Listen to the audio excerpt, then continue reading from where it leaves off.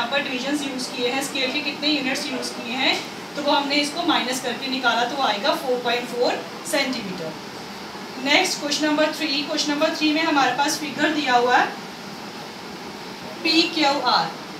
इस तरह से हमारे पास एक लाइन सेगमेंट दी है, यहाँ से P है, देन Q पॉइंट दिया हुआ है और R पॉइंट दिया है। यहाँ पर भी मेजरमेंट गिवन नहीं है, उन्होंने बोला कि वेरीफाई करो कि जो PQ है, PQ plus QR is equal to PR। उन्होंने कहा कि PQ को प्लस PQ की लेंथ जो है उसको और QR की लेंथ को, Q से लेकर R तक, पहली लेंथ हमारे पास PQ आएगी, देन Q से R वाली लेंथ, इन दोनों लेंथ को प्लस करना है और देखना है कि क्या वो टोटल PR के बराबर आ रही है।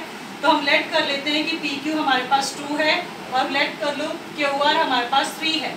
तो फॉर एग्जांपल PQ की जगह पे अगर हमने 2 पुट कर दिया, QR की जगह पे 3 पुट कर दिया, तो टोटल P से लेकर 5 तक P से लेकर R तक हमारे पास आ जाएगी 5।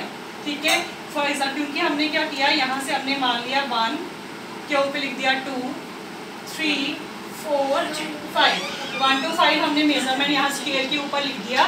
तो यहाँ से पता चला कि PQ की लेंथ हमने 2 ले ली, Q से R जो है वो हमारे पास 5 - 2 जो यहाँ से 3 आ जाता है। तो हमारे पास आ जाएगी PQ की जगह पे 2, QR की जगह पे 3 और टोटल P से लेकर R तक है हमारे पास 5 सेंटीमीटर। तो जब 2 + 3 करेंगे 5 = 5, तो यहाँ से ये वेरीफाई हो जाता है left hand side equal to right hand side. इसी तरह से हमारे पास बाकी क्वेश्चन नंबर 4, 5, 6 है।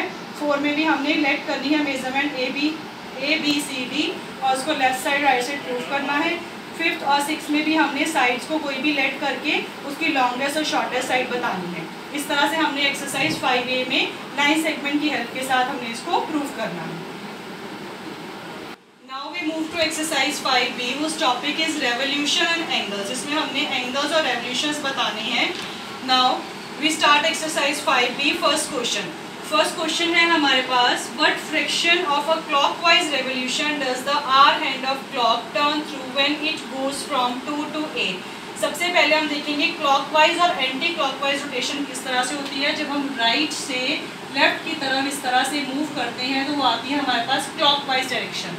अगर हम एंटी क्लॉकवाइज करें तो उसका रिवर्स चलेंगे, इस तरह से हमारे पास आएगी एंटी क्लॉकवाइज रोटेशन।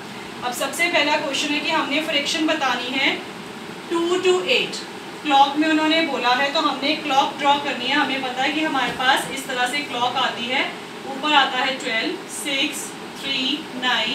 तो हमारे पास क्लॉक में टोटल नंबर 1 से लेकर 12 तक